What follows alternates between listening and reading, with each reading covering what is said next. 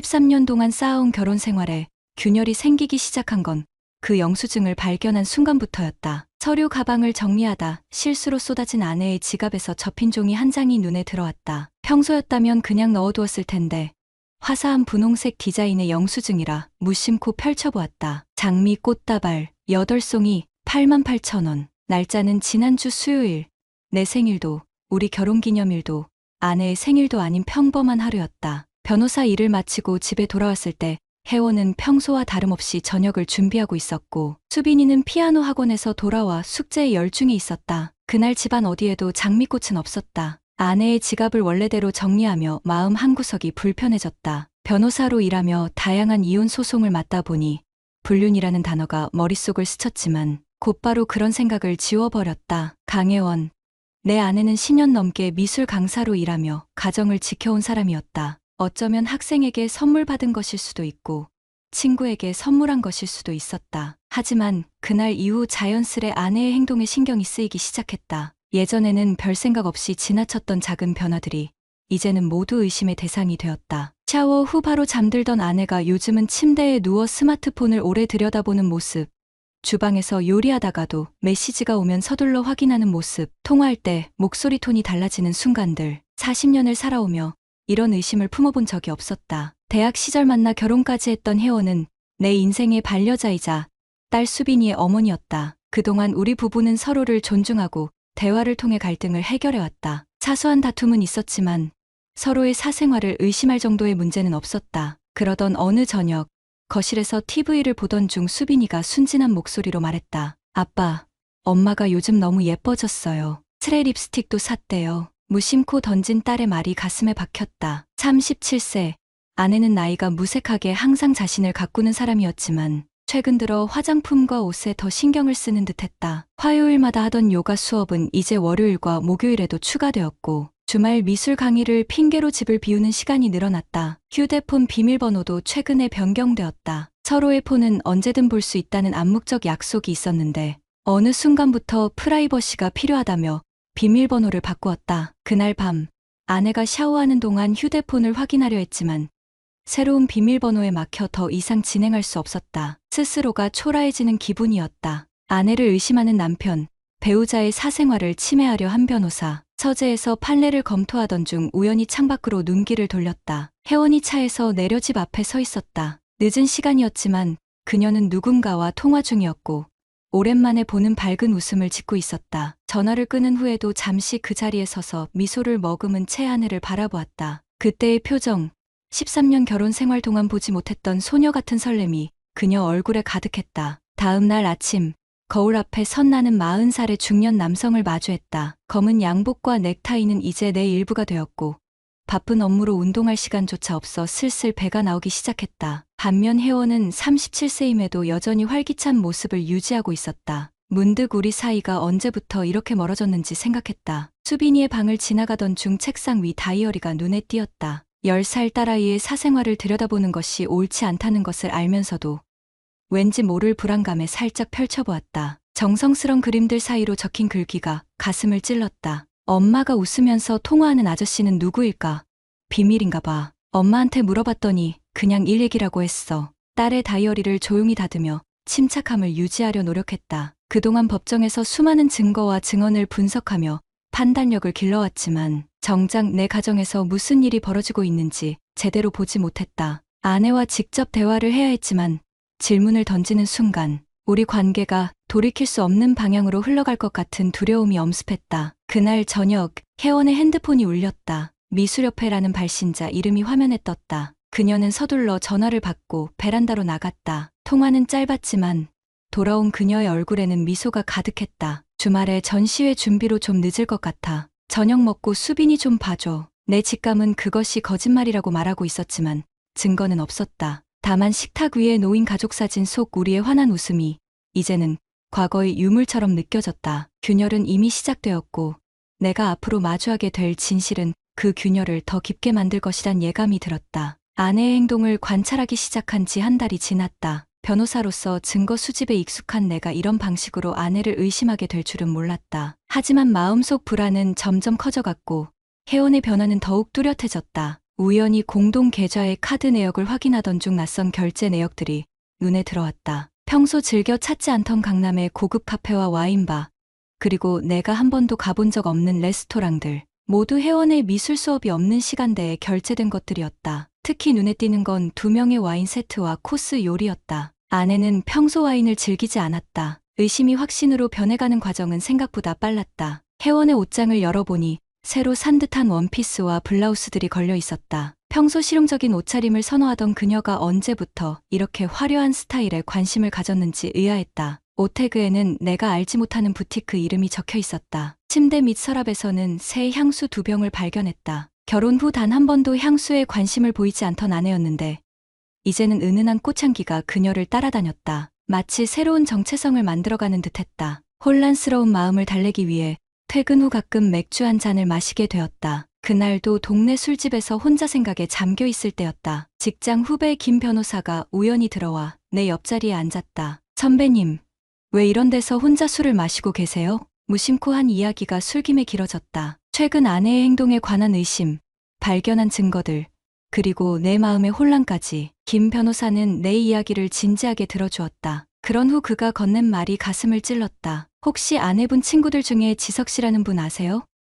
지난번에 선배님 부부랑 같이 식사했던 그 사업가요. 순간 머릿속에 윤지석의 얼굴이 떠올랐다. 혜원의 대학 동창 민지의 남편이었다. 지난달 부부 모임에서 만났을 때 그는 사업 확장으로 바쁘다며 자리를 일찍 떴었다. 그날 혜원도 두통을 핑계로 일찍 귀가했다. 지난주에 강남 쪽 레스토랑에서 우연히 봤어요. 선배님 아내분이랑 같이 있더라고요. 당연히 선배님도 함께일 거라 생각해서 인사드리려 했는데 둘이서만 식사 중이었어요. 그 말을 들은 순간 온몸에 한기가 돌았다. 김 변호사는 그저 우연히 본 장면을 이야기한 것뿐이지만 나에게는 결정적인 증거를 얻은 셈이었다. 집으로 돌아오는 택시 안에서 온갖 생각이 머릿속을 스쳐 지나갔다. 윤지석, 39세. 최근 IT 벤처 사업으로 성공한 그는 언제나 자신감에 찬 모습이었다. 반면 나는 매일 같은 양복을 입고 같은 서류 가방을 들고 법정과 사무실만 오가는 지루한 중년 남편이었다. 집에 도착하니 혜원은 이미 잠들어 있었다. 책상 위에는 내일 재판 준비를 위한 서류들이 가지런히 놓여 있었고 옆에는 수빈이가 그린 그림이 있었다. 아빠 사랑해요라고 적힌 노란 포스트잇이 붙어 있었다. 갑자기 눈시울이 뜨거워졌다. 내가 지키고 싶었던 것은 바로 이것이었다. 우리 가족, 그리고 평범한 일상. 그날 밤 처음으로 위치 공유 앱을 아내의 휴대폰에 설치했다. 샤워하는 동안 잠깐 빌린 그녀의 핸드폰으로 몰래 설치한 앱은 내 휴대폰으로 그녀의 위치를 실시간으로 보여줬다. 변호사로서 프라이버시 침해의 의미를 누구보다 잘 알고 있었지만 그 순간에 나는 이성적인 판단을 할 수 없었다. 다음 날 아침, 혜원은 평소와 같이 밝은 표정으로 아침을 준비했다. 오늘 저녁에 미술협회 모임이 있어. 늦을 것 같아. 그녀의 말에 나는 그저 고개만 끄덕였다. 예전처럼 늦지 마, 혹은 조심해서 와라는 말 대신 휴대폰 속 위치 추적 앱이 그녀의 행적을 알려줄 것이기 때문이었다. 사무실에서 소송 준비에 집중하려 했지만 자꾸만 휴대폰을 확인하게 되었다. 오후 2시, 혜원의 위치는 학교가 아닌 강남의 한 카페로 표시되었다. 미술협회 모임은 저녁이라고 했는데 이 시간에 무슨 일이지?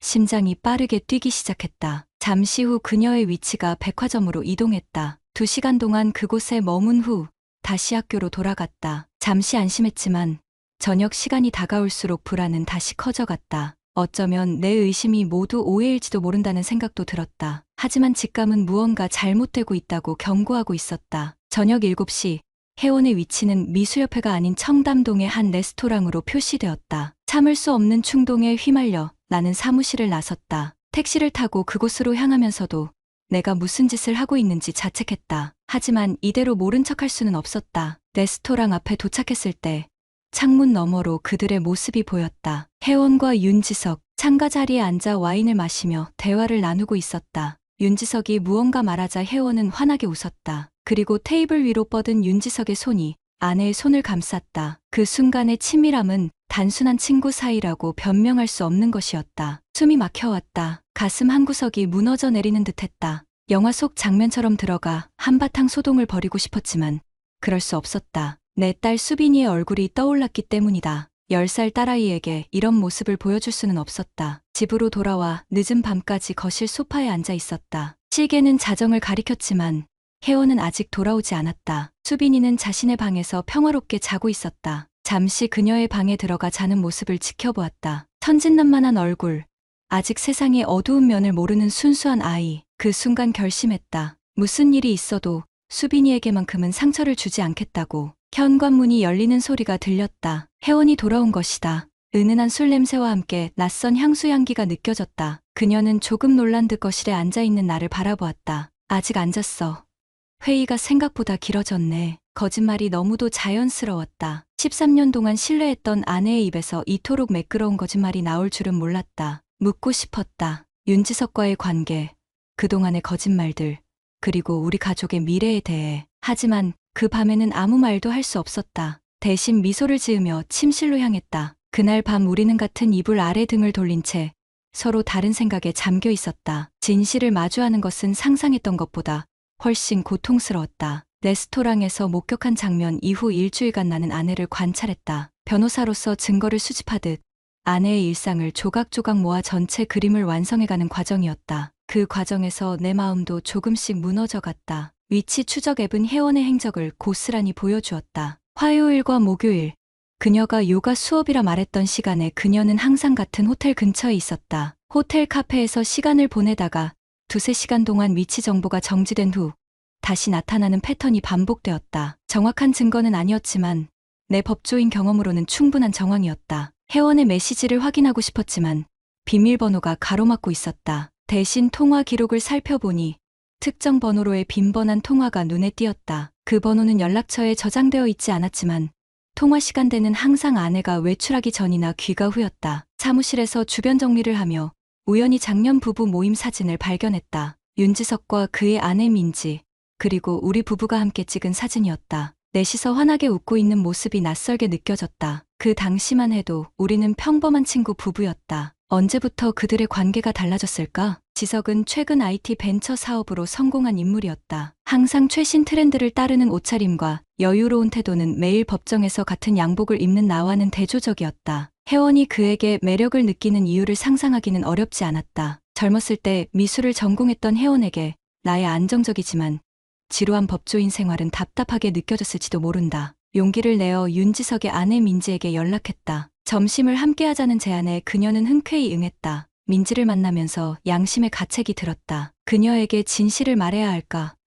하지만 그것은 두 가정을 한꺼번에 무너뜨릴 수 있는 폭탄이었다. 카페에서 민지를 마주했을 때 그녀의 얼굴에는 아무런 의심의 그림자도 없었다. 남편의 사업이 잘 되어 요즘 바쁘다는 이야기, 아이들, 학교 이야기를 나누는 그녀의 모습에서 나는 죄책감을 느꼈다. 민지는 자신의 남편이 내 아내와 어떤 관계인지 전혀 모르고 있었다. 혜원이랑 요즘 연락 안 되더라고요. 바쁜가 봐요. 민지의 무심한 한마디가 가슴을 찔렀다. 친구의 남편과 불륜 관계에 있으면서도 혜원은 민지와의 우정을 끊었다. 아마도 죄책감 때문이었을 것이다. 지금 내가 느끼는 것과 같은 무거운 죄책감. 하지만 나는 침묵했다. 아직은 때가 아니었다. 그날 저녁, 회사 동료들과의 저녁 약속이 있다며 나간 혜원의 위치를 확인했다. 예상대로 그녀는 강남의 한 고급 주택가에 있었다. 지석의 집이 아닐까 하는 생각이 들었다. 너무나 고통스러웠지만 스마트폰 화면을 계속 들여다보았다. 빨간 점으로 표시된 아내의 위치가 3시간 동안 그곳에 머물렀다. 집으로 돌아온 혜원의 표정은 평소와 달랐다. 어딘가 불안하고 조급해 보였다. 저녁 식사 중에도 그녀는 자주 휴대폰을 확인했고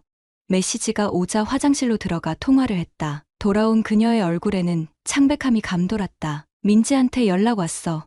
무심코 던진 질문에 혜원의 표정이 굳었다. 잠시 침묵 후 그녀는 고개를 저었다. 아니, 오랫동안 못 만났어. 수빈이가 학교에서 있었던 일을 제잘거리는 동안 내 머릿속은 오늘 민지와의 만남을 혜원에게 말해야 할지 고민하고 있었다. 하지만 수빈이 앞에서 그런 이야기를 꺼낼 수는 없었다. 우리 부부의 문제가 아이에게까지 상처를 주길 원치 않았다. 그날 밤, 수빈이가 잠든 후 혜원의 서랍을 뒤졌다. 변호사인 내가 이런 행동을 하게 될 줄은 몰랐다. 그곳에서 작은 종이 뭉치를 발견했다. 호텔 영수증이었다. 날짜는 지난 목요일, 요가 수업이 있던 날이었다. 영수증 뒷면에는 손글씨로 쪽지가 적혀 있었다. 다음 주에도 같은 시간에 그리워할 거야.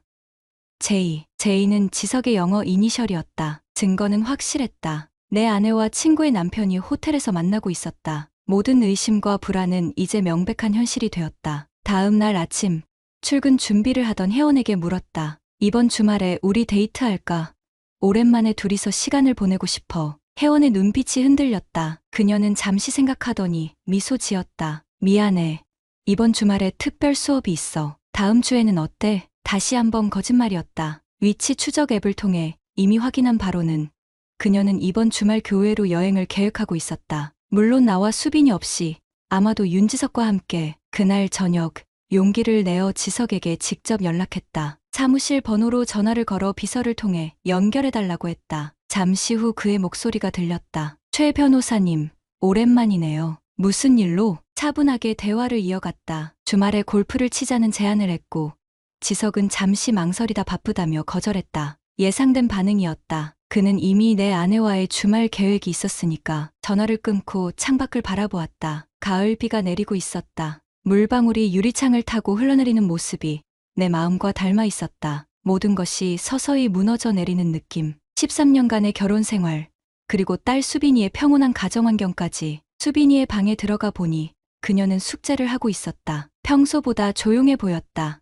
아빠, 엄마랑 싸웠어요? 뜻밖의 질문에 가슴이 철렁 내려앉았다. 수빈이는 이미 부모 사이에 무언가 문제가 있다는 것을 눈치챈 것이다. 아이의 직관은 때로 어른보다 더 예리하다. 아니, 그런 거 아니야. 왜 그렇게 생각해? 수빈이는 잠시 망설이다 다이어리를 꺼냈다. 그 안에는 어린아이의 시선으로 바라본 우리 가족의 모습이 그려져 있었다. 예전에는 손을 잡고 웃는 엄마 아빠의 그림이 가득했는데 최근 그림들은 엄마와 아빠가 등을 돌리고 서 있는 모습이었다. N으로 시작하는 이름의 사람 아마도 민지의 아들 남준이 자신에게 너희 엄마, 아빠 이혼한대라고 말했다는 내용도 적혀 있었다. 그 순간 깨달았다. 이 문제는 더 이상 나와 혜원의 부부 문제가 아니었다. 수빈이의 마음에도 상처를 주고 있었다. 민지의 가족에게도 그림자를 들이우고 있었다. 더 이상 방관할 수 없었다. 이제 진실을 마주할 때였다. 계획된 만남보다 훨씬 일찍 진실이 폭발했다. 주말을 앞둔 금요일 저녁, 지석의 아내 민지로부터 갑작스러운 연락이 왔다. 몇몇 부부들과 함께하는 저녁 식사에 우리를 초대한다는 내용이었다. 평소 같았으면 흔쾌히 응했을 자리지만 지금의 상황에서는 복잡한 감정이 교차했다. 혜원에게 이 초대를 전했을 때 그녀의 얼굴에서 혈색이 싹 가시는 모습을 놓치지 않았다. 갑자기 왜? 이번 주말에는 안 될 것 같은데. 혜원의 목소리에는 당혹감과 불안이 뒤섞여 있었다. 분명 그녀는 이번 주말 지석과의 계획이 물거품이 될까 걱정하고 있었다. 그녀의 눈을 똑바로 바라보며 말했다. 민지가 특별히 부탁했어. 지석이와 우리가 꼭 참석했으면 좋겠다고. 그 말에 혜원의 표정이 굳어졌다. 아마도 지석과 나, 그리고 그녀가 한자리에 있게 될 상황을 상상하고 있었을 것이다. 잠시 망설이던 그녀는 결국 마지못해 승낙했다. 메시지를 보내는 그녀의 손이 미세하게 떨리고 있었다. 저녁 모임이 있는 고급 레스토랑에 도착했을 때 이미 두 쌍의 부부가 자리에 앉아 있었다. 우리 부부를 환영하는 그들의 표정에서는 어떤 이상한 기색도 느껴지지 않았다. 잠시 후 민지가 도착했지만 지석은 아직 나타나지 않았다. 지석이는 곧 올 거야. 급한 미팅이 있다고 하더라고. 민지의 말에 혜원은 고개를 끄덕였지만 그녀의 눈빛은 불안으로 가득했다. 지석과 무슨 일이 있었는지 궁금해하는 듯했다. 식사가 시작되고 와인이 몇 잔 오갔지만 혜원은 거의 입을 열지 않았다. 그저 자리에 없는 지석을 향한 걱정, 어린 눈빛만 감추지 못했다. 1시간이 지나도 지석은 나타나지 않았다. 민지는 몇 번이나 전화를 걸었지만 받지 않았다. 그녀의 표정에도 점차 불안감이 스며들기 시작했다. 식사를 마치고 디저트가 나올 무렵 레스토랑 문이 열리며 지석이 들어왔다. 평소의 자신감 넘치는 모습과는 달리 그의 얼굴에는 피곤함과 당혹감이 역력했다. 미안해요, 모두. 일이 좀 있어서. 지석의 시선이 혜원에게 향했다가 급히 다른 곳으로 돌려졌다. 민지는 남편의 팔을 잡았지만 지석은 미소 한 번 짓지 않았다. 테이블에 앉은 그의 자세는 어색했고 손은 계속해서 와인잔을 만지작거렸다. 혜원 역시 고개를 숙인 채 음식만 바라보고 있었다. 모든 것이 이상했다. 테이블 위로 무거운 침묵이 내려앉았다. 민지가 먼저 입을 열었다. 지석아, 휴대폰 좀 빌려줄래? 내 배터리가 다 됐어. 갑작스러운 요청에 지석의 표정이 굳어졌다. 그는 잠시 망설이다 주머니에서 휴대폰을 꺼냈다. 그런데 전원이 꺼져 있었다. 민지는 의아한 표정으로 전원 버튼을 눌렀다. 화면이 켜지고 잠금 해제되자마자 메시지 알림음이 연달아 울렸다. 민지의 손가락이 자연스럽게 메시지를 열었다. 이게 뭐야? 민지의 목소리가 떨렸다. 화면에는 혜원이 보낸 메시지들이 가득했다. 오늘 만날 수 있어. 이번 주말 계획 어떻게 할까?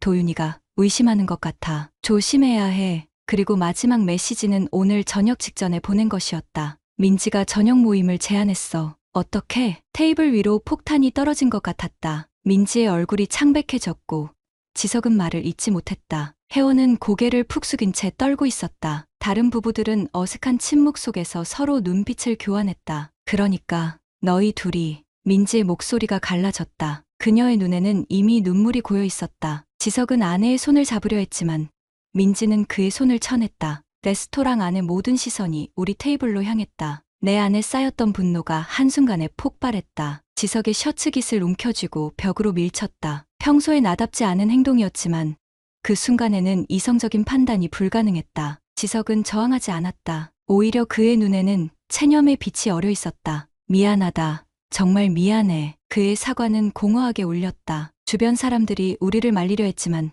이미 상황은 통제불능이었다. 민지는 테이블에서 일어나 혜원에게 다가갔다. 친구의 얼굴을 바라보는 그녀의 눈에는 배신감과 분노, 그리고 깊은 상처가 담겨 있었다. 어떻게 이럴 수 있어? 우리가 얼마나 가까웠는데. 혜원은 고개를 들지 못했다. 그저 어깨를 떨며 울고 있었다. 민지는 더 이상 말을 잇지 못하고 레스토랑을 뛰쳐나갔다. 지석은 아내를 쫓아 밖으로 나갔다. 남겨진 건 나와 혜원, 그리고 어색한 침묵 속의 다른 부부들 뿐이었다. 집으로 돌아오는 차 안에서 우리는 한마디도 나누지 않았다. 혜원의 얼굴에는 화장이 지워진 자국이 남아 있었고 그녀의 손은 계속해서 떨고 있었다. 집에 도착했을 때 수빈이는 이미 잠들어 있었다. 그나마 다행이었다. 아이에게 이런 모습을 보이고 싶지 않았다. 거실에서 마주 앉았을 때 혜원이 먼저 입을 열었다. 그녀의 목소리는 떨리고 있었지만 말하고자 하는 의지는 확고했다. 모든 게 내 잘못이야. 처음부터 말할게. 혜원의 고백은 생각보다 단순했다. 지루한 일상에 지쳐있던 그녀는 6개월 전 우연히 만난 지석에게서 새로운 설렘을 느꼈다고 했다. 처음에는 단순한 호감이었지만 점차 깊어져 관계로 발전했다는 것이다. 지석은 그녀에게 이혼을 제안했지만 혜원은 수빈이 때문에 결정을 내리지 못했다고 했다. 나도 왜 이렇게 됐는지 모르겠어. 매일 같은 일상, 대화 없는 저녁 식사, 서로에게 무관심해진 우리 모습. 지석이는 내 말을 들어주고 내 꿈에 관심을 가져줬어. 그녀의 말 한마디 한마디가 칼처럼 가슴을 파고들었다. 언제부터 우리가 이렇게 멀어졌던 걸까? 바쁜 업무에 치여 아내의 마음을 살피지 못했던 나의 무관심이 이런 결과를 낳은 것은 아닐까? 그래서 넌 나와의 결혼 생활이 지루해서 다른 남자를 찾았다는 거야? 내 목소리에는 분노와 상처가 뒤섞여 있었다. 혜원은 고개를 저었다. 아니, 그런 단순한 문제가 아니야. 우리 사이에 있던 대화와 이해, 그리고 애정, 그런 것들이 언제부터인가 사라졌어. 지석이가 그걸 채워줬을 뿐이야. 침묵이 이어졌다. 밖에서는 비가 내리기 시작했다. 창문을 타고 흐르는 빗방울처럼 내 마음에도 슬픔이 차올랐다. 13년간의 결혼 생활, 소중한 딸 수빈이, 그리고 한때는 깊은 사랑으로 맺어졌던 우리의 인연, 이 모든 것들이 이제 산산조각 나버린 것만 같았다. 수빈이는 어떻게 할 거야? 혜원의 눈에 다시 눈물이 고였다. 그녀에게 있어서도 딸은 가장 소중한 존재였다. 아무리 다른 남자에게 마음이 기울었다 해도 모성만큼은 부정할 수 없을 것이다. 나도 모르겠어. 수빈이에게 이런 상처를 주고 싶지 않아. 그날 밤 나는 서재 소파에서 잠을 청했다. 머릿속은 복잡한 생각들로 가득했다. 이혼을 해야 할까? 아니면 용서하고 다시 시작해야 할까? 수빈이를 위해서라도 가정을 지켜야 하는 걸까? 답은 나오지 않았다. 다음 날 아침, 수빈이는 평소와 다른 분위기를 감지했는지 조용히 아침을 먹었다. 그녀의 눈에는 불안과 질문이 가득했지만 아무 말도 하지 않았다. 등교 시간이 되자 혜원이 데려다 주겠다고 했다. 수빈이는 잠시 망설이다. 내 손을 꼭 잡았다. 아빠, 오늘 일찍 와요? 같이 영화 볼래요? 아이의 순수한 요청에 가슴이 미어졌다. 어떤 결정을 내리든 수빈이에게는 상처를 주지 않겠다고 다짐했다. 그래, 일찍 올게. 약속할게. 그날 이후 한 달이 흘렀다. 가을이 깊어가며 단풍이 물들고 거리의 나무들은 하나둘 잎을 떨구기 시작했다. 우리 가정도 마찬가지였다. 오랜 시간 함께 쌓아온 관계의 잎들이 하나둘 떨어져 나가는 계절이었다. 혜원은 친정으로 잠시 거처를 옮겼다. 그녀의 짐을 싸는 모습을 지켜보는 것은 생각보다 훨씬 고통스러웠다. 13년간의 결혼 생활이 트렁크 하나와 캐리어 하나로 정리되는 모습이 비현실적으로 느껴졌다. 수빈이에게는 엄마가 잠시 할머니를 돌봐야 해서 몇 주간 다른 곳에서 지낸다고 설명했다. 아이의 눈빛은 그 말을 온전히 믿지 않는다는 것을 보여주었지만 더 이상의 질문은 하지 않았다. 직장에서는 평소처럼 사건을 맡고 법정에 서고 변론을 준비했지만 마음은 늘 다른 곳에 가 있었다. 동료들은 내 표정이 어둡다며 걱정했지만 누구에게도 가정사를 털어놓지 않았다. 저녁이면 텅 빈 집으로 돌아와 수빈이와 둘이서 식사를 했다. 아이는 어른스럽게 행동하며 집안일을 도왔고 때로는 내게 위로의 말을 건네기도 했다. 아빠, 엄마 언제 돌아와요? 수빈이의 질문에 명확한 답을 줄 수 없었다. 그저 상황을 지켜봐야 한다는 애매한 대답만 할 뿐이었다. 아이의 눈에서 그림자가 점점 짙어지는 것이 보였다. 학교 선생님으로부터 수빈이가 수업 시간에 집중하지 못하고 친구들과 어울리지 않는다는 연락을 받기도 했다. 윤지석과 민지 부부의 소식도 간간히 들려왔다. 민지는 결국 지석과의 이혼을 결심했다고 했다. 공통 지인을 통해 들은 이야기로는 지석은 회사를 정리하고 타지로 떠날 준비를 하고 있다고 했다. 그가 혜원에게 연락하는지는 알 수 없었다. 사실 알고 싶지도 않았다. 변호사인 내가 정작 자신의 이혼 문제는 어떻게 처리해야 할지 결정하지 못하고 있었다. 매일 밤 결혼사진을 바라보며 깊은 고민에 빠졌다. 이미 깨진 신뢰를 다시 회복할 수 있을까? 수빈이를 위해 형식적인 가정을 유지하는 것이 옳을까? 혹은 모든 것을 정리하고 새로운 시작을 해야 할까? 한 가지 확실한 것은 혜원 없는 생활에 적응하기 시작했다는 점이었다. 처음에는 매 순간 그녀의 빈자리가 느껴졌지만 시간이 지날수록 그 공허함에 익숙해져 갔다. 수빈이와 함께하는 시간이 더 소중해졌고 아이와 더 깊은 대화를 나누게 되었다. 법정 밖에서는 부드러운 아버지가 되어 딸의 마음을 더 세심하게 살폈다. 그러던 어느 저녁 예고 없이 혜원이 찾아왔다. 그녀의 얼굴은 한 달 전보다 훨씬 수척해져 있었고 화려한 화장 대신 소박한 모습이었다. 수빈이는 엄마를 보자마자 달려가 안겼다. 오랜만에 보는 딸의 웃음소리가 집안에 울려 퍼졌다. 수빈이가 잠든 후 거실에서 혜원과 마주 앉았다. 창밖으로는 가로등 불빛만이 어둠을 밝히고 있었다. 그녀는 조용히 우리의 미래에 대해 이야기를 시작했다. 지석과의 관계는 완전히 끝났다고 했다. 친정에서 지내는 동안 자신의 잘못을 깊이 뉘우쳤고 가족의 소중함을 다시 한번 깨달았다고 했다. 다시 시작할 수 있을까? 그녀의 질문은 간단했지만 답은 결코 쉽지 않았다. 내 마음속에는 여전히 그녀에 대한 사랑이 남아있었다. 하지만 배신의 상처와 불신도 공존하고 있었다. 완전한 용서가 가능할지, 과거의 기억들을 뒤로하고 새로운 미래를 함께 그려나갈 수 있을지 확신이 서지 않았다. 천천히 생각해보자. 당장 결정할 필요는 없어. 그날 이후 혜원은 주말마다 집에 와서 수빈이와 시간을 보냈다. 처음에는 어색했지만 차츰 우리는 부모로서의 역할에 충실하며 대화의 통로를 다시 열어갔다. 아이의 웃음소리가 집안에 다시 울려 퍼지는 것만으로도 위안이 되었다. 수빈이의 심리상담 선생님은 부모의 관계가 어떻게 되든 아이에게는 두 사람 모두의 사랑과 안정감이 필요하다고 조언했다. 부부의 문제와 부모의 역할을 분리해서 생각하라는 말에 깊이 공감했다. 혜원도 이 점에 동의했고 수빈이의 정서적 안정을 최우선으로 생각하기로 했다. 한 달이 더 지났을 때 혜원이 자신의 작은 미술 공방을 열게 되었다는 소식을 전했다. 오랫동안 꿈꿔왔던 일을 시작한다면서 환하게 웃는 그녀의 모습에서 예전의 열정을 발견할 수 있었다. 그녀는 자신의 정체성을 찾아가는 과정에서 남편인 내게 기대지 않고 스스로 서려는 노력을 하고 있었다. 어느 주말 수빈이의 제안으로 셋이서 동물원에 가게 되었다. 전처럼 손을 잡고 다니진 않았지만 함께 웃고 대화하는 시간은 오랜만에 느끼는 평화로운 순간이었다. 수빈이의 표정도 한결 밝아졌고 학교 성적도 다시 오르기 시작했다. 동물원 벤치에 앉아 아이스크림을 먹던 중 혜원이 진지한 표정으로 말을 꺼냈다. 도윤아, 내가 한 일은 용서받기 어려운 거라는 걸 알아. 하지만 우리 가족을 위해 다시 한번 기회를 달라고 부탁하고 싶어. 그녀의 눈에는 진심이 담겨 있었다. 수빈이는 멀리서 원숭이를 구경하며 즐거워하고 있었다. 내 마음은 여전히 복잡했지만 한 가지 분명해진 것이 있었다. 과거에 집착하기보다는 수빈이의 행복과 미래를 위해 현명한 결정을 내려야 한다는 점이었다. 우리는 부부 상담을 받기 시작했다. 전문가의 도움을 받아 서로의 상처와 기대, 그리고 앞으로의 방향에 대해 솔직하게 대화했다. 혜원은 자신의 불륜 이유를 단순히 외부 요인 탓으로 돌리지 않고 내면의 공허함과 자아 정체성의 혼란에서 비롯되었다고 인정했다. 나 역시 아내의 감정과 욕구에 무심했던 점을 인정하고 반성했다. 상담사는 관계 회복에는 시간이 필요하다고 했다. 신뢰는 하루아침에 무너질 수 있지만 다시 쌓는 데는 오랜 시간과 노력이 필요하다는 것이다. 우리는 그 말에 동의하며 서두르지 않기로 했다. 오늘은 혜원이 공방 오픈 파티를 하는 날이다. 수빈이와 함께 꽃다발을 준비해 공방으로 향했다. 혜원이 직접 디자인한 도자기들과 그림들이 전시된 공간은 그녀의 정체성과 취향이 고스란히 담겨 있었다. 그곳에서 활짝 웃고 있는 그녀의 모습은 오랜만에 보는 진정한 행복이었다. 예쁜 꽃이네요. 어디서 샀어요? 혜원이 꽃다발을 받으며 물었다. 나는 미소를 지으며 대답했다.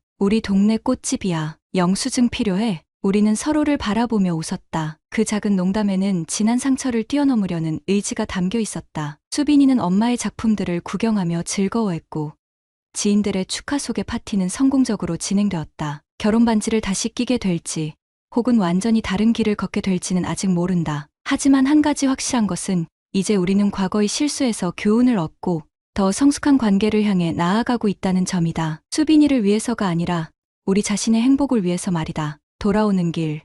차 안에서 수빈이가 자신의 다이어리를 열어 보여주었다. 이전의 슬픈 그림들 대신 우리 셋이 웃으며 손을 잡고 있는 그림이 그려져 있었다. 그 아래에는 아이의 서툰 글씨로 이렇게 적혀 있었다. 우리 가족이 다시 웃기 시작했어. 아직은 완벽하지 않지만 엄마 아빠가 노력하는 게 보여. 나도 같이 노력할래. 아이의 순수한 마음에 눈시울이 뜨거워졌다. 인생의 갈림길에서 어떤 선택을 하든 이 소중한 순간들을 기억하며 더 나은 사람, 더 나은 부모가 되기 위해 노력할 것이다. 꽃집 영수증으로 시작된 우리의 이야기는 아직 끝나지 않았다. 새로운 장이 지금 시작되고 있다. 구독자님들, 다른 분들과 함께 의견 나눠보세요.